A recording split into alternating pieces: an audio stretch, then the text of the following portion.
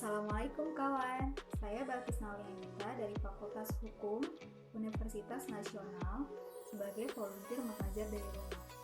Video kali ini saya akan menjelaskan mengenai program Kementerian Pendidikan dan Kebudayaan, yaitu MDR, dan menceritakan alasan dan pengalaman selama menjalankan program ini. Banyak teman-teman yang bercerita atau bertanya, MDR itu apa sih? Sejak kapan ada program tersebut? Seru tidak? Dapat apa? Baik teman-teman, saya akan menjelaskannya. MDR adalah mengajar dari rumah, di mana mahasiswa di seluruh Indonesia dapat berkontribusi untuk membantu adik-adik dalam kegiatan belajar mengajar. Bagi siswa-siswi PAUD hingga SMP yang mengalami kendala pelaksanaan metode pembelajaran jarak jauh atau PJJ. Program ini diadakan kembali batch kedua yang bertujuan untuk mengubah perilaku dalam mengedukasi masyarakatnya terkait pencegahan penularan COVID-19 yang terjadi sejak bulan Maret tahun 2020. Program ini juga memberi kesempatan bagi mahasiswa untuk memperjuangkan kemajuan pendidikan di Indonesia. Ini juga dedikasi diri saya kepada Dharma Bakti Perguruan Tinggi serta pengabdian kepada masyarakat, yaitu berupa mengajar kepada adik-adik yang bisa dibilang mengalami kendala dalam belajar. Berbeda dari batch sebelumnya, pada batch kali ini seluruh relawan diminta oleh Satuan Tugas Penanganan COVID-19 selain mengajar juga mengedukasi masyarakat mengenai 3M, yaitu memakai masker, menjaga jarak, dan mencuci tangan dengan sabun. Maaf ya kalau berisik karena rumah saya di pinggir jalan. Baik, saya lanjutkan. Pembelajaran yang dilakukan oleh para relawan dimulai dari literasi, numerasi, dan kesenian. Kenapa saya bisa ikut relawan mengajar ini? Karena saya diajak oleh salah satu teman seperjuangan saya di kampus. Sebenarnya saya tidak tahu, karena diajak beliau makanya saya tahu dan ikut serta dalam relawan mengajar dari rumah ini. Saya ikut karena memang saya tertarik dan ini merupakan kegiatan yang positif bagi saya dan juga bisa berbagi manfaat kepada masyarakat dan adik-adik di luar sana. Lalu sasaran siswa yang dibantu adalah adik-adik di sekitar rumah, baik di RT, RW, di kampung. Tapi saya lebih banyak menghabiskan waktu saya kepada adik-adik saya, lebih tepatnya saudara-saudara saya yang masih PAUD, TK, dan SD, yang dimana adik-adik ini sudah belajar di rumah, tetapi masih kurang efektif menurut saya. Bagi orang tuanya pun sama, karena belajar dengan orang tua ataupun guru itu berbeda sekali. Kalau orang tua, anak-anak kadang seringkali mengeluh karena aku kan hari ini udah belajar, kenapa harus belajar lagi? Kenapa harus terus belajar? Dan fungsinya saya di sini adalah untuk mempertegas atau mempertajam dan menambah ilmu adik-adik yang mungkin masih minim menjadi lebih banyak, atau yang terlewat bisa terlengkapi dengan adanya saya sebagai pengajar, materi yang diajarkan tergantung kepada adik-adik yang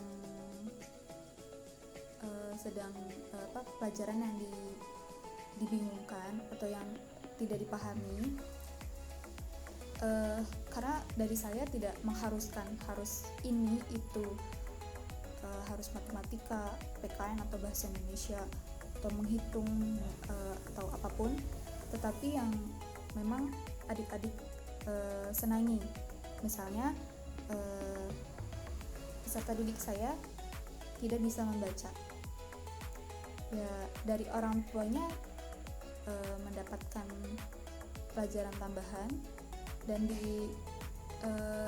diberi kelas tambahan, dan dari saya pun juga diberi kewenangan untuk lebih mempertajam anak ini dalam membaca, dan memang hasilnya alhamdulillah baik. Kalau bersama orang tuanya suka mengeluh, tetapi sama saya lebih semangat dan lebih enak. Lalu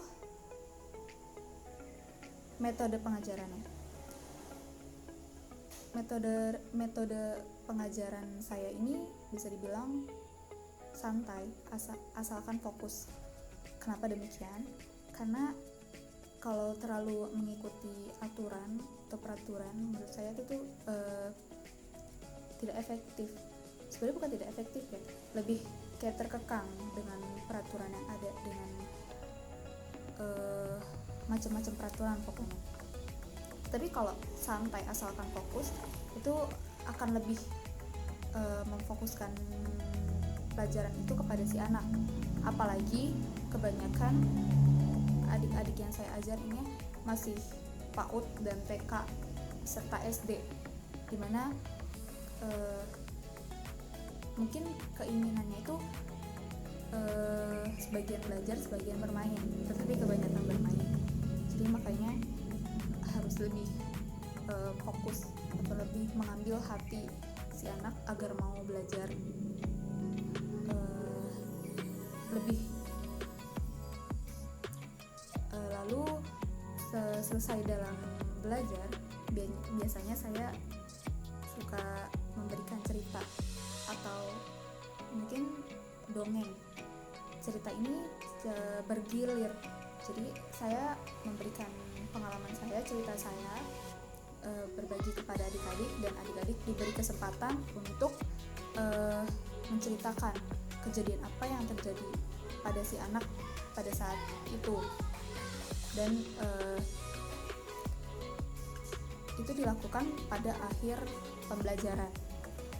Kondisi sebelum dan sesudah pengajaran, menurut saya sebelumnya anak-anak males-malesan atau merasa, kan aku hari ini udah belajar, kenapa harus belajar lagi? Itu yang sebenarnya susah menurut saya, karena memang anak-anak sudah diberi pelajaran dari sekolah, tugas dan segala macam, tetapi dengan kedatangan saya harus belajar lagi itu membutuhkan waktu yang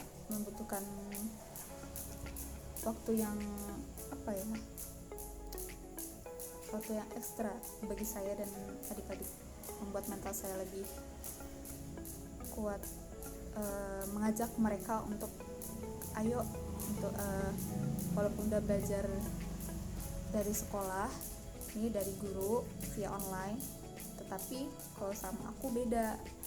Kalau sama aku nanti kita ada cerita. Saya lebih bilang seperti itu sih. Lalu sesudah selesai belajar, anak-anak lebih senang, lebih semangat lagi, malah menunggu-nunggu untuk diajarkan lagi. Seperti anak didik saya yang tidak bisa membaca ini, setelah saya coba untuk ayo belajar lagi, ayo membaca lagi, ayo coba dong tunjukkan katanya bisa membaca. Nah, jadi mendorong si anak menunjukkan kemampuannya, aku bisa baca kok, dengan membaca, dengan cara membaca yang masih terbata-bata, tetapi dia sudah memiliki semangat untuk hal itu, dan itu membuat saya senang. Ada ya, lalu ketika orang tua mengetahui adanya kegiatan mengajar dari rumah ini, para orang tua sangat antusias karena program ini dapat membantu dan mengurangi beban orang tua, guru, dan anak didik. Yang karena saya bilang tadi, kalau anak-anak belajar dengan orang tua itu kadang suka mengeluh, suka malas-malasan, ya, suka malas-malasan, suka banyak mengeluh. Tapi ketika belajar bersama guru atau seseorang, itu tingkat untuk mau belajarnya itu tinggi banget, tinggi sekali. Tujuan saya di sini adalah selain menambah pengalaman untuk saya, dan juga membantu dan mendampingi siswa-siswi anak didik saya PAUD, TK, dan SD untuk belajar di tengah pandemi COVID-19, yang dimana anak adik-adik ini tidak diizinkan untuk sekolah, datang ke sekolah, tapi belajar di rumah. Tidak diizinkan untuk keluar rumah karena terlalu beresiko untuk si anak. Makanya mengajar dari rumah ini adalah kegiatan yang sangat positif dan bagus banget, lalu memberikan semangat dan wawasan tambahan untuk para siswa yang tidak didapatkan saat di sekolah, yaitu seperti cerita, mendongeng, terus belajar secara kelompok, lalu membantu orang tua siswa dalam mendidik anak-anaknya saat belajar di rumah. Karena mungkin ada beberapa orang tua yang sudah memberikan waktunya tetapi tetap terhambat karena harus memasak, membereskan rumah, lalu melakukan kegiatan hal lainnya, sehingga anak ini kadang suka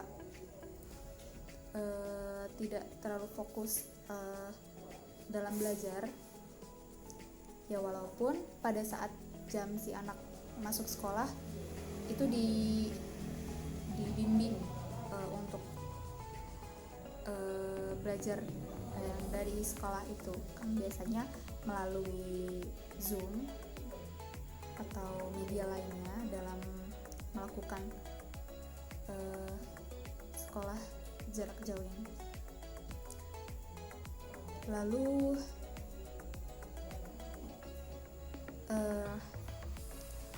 adik-adik dan orang tua sangat senang ketika mengajar dari rumah ini, yaitu saya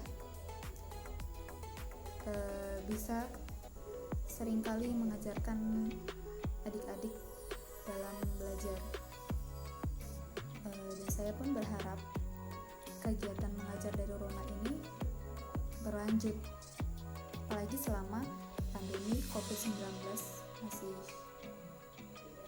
ada dan belum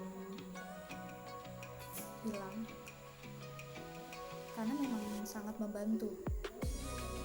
Apalagi adik-adik kadang-kali suka,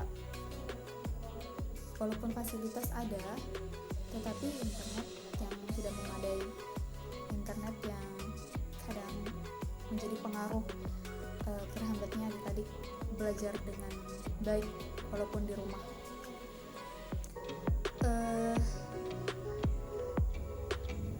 Saya kira cukup.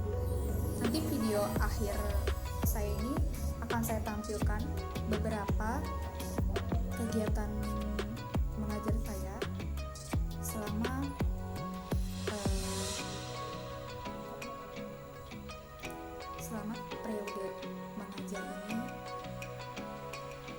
jalankan. Kurang lebihnya mohon maaf kalau ada salah kata ataupun perbuatan saya yang salah, dan mohon maaf juga mungkin dia terlalu berisik karena memang kondisi rumah saya dekat dengan jalanan, jadi mungkin banyak lalu lalang kendaraan. Dan terima kasih kepada teman-teman yang sudah menonton. Wassalamualaikum warahmatullahi wabarakatuh. Terima kasih.